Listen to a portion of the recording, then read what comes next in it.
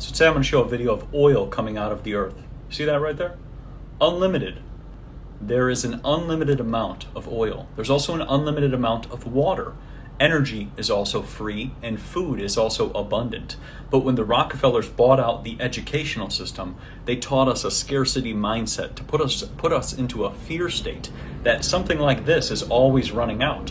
Now what's funny is as soon as I posted this video, I had a bunch of people who told me that they work on oil rigs, and what would happen is when supposedly they ran out of oil in the area, they would go back to it and find that oil was coming out of it all over again.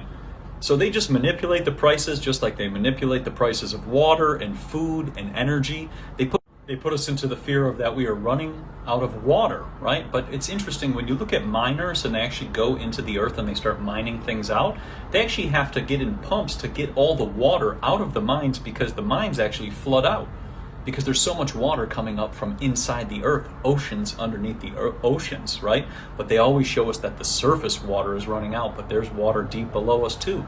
Then we get into energy and food, right? Which are two more markets which are heavily manipulated, right? They push GMOs and pesticides are going to save the world.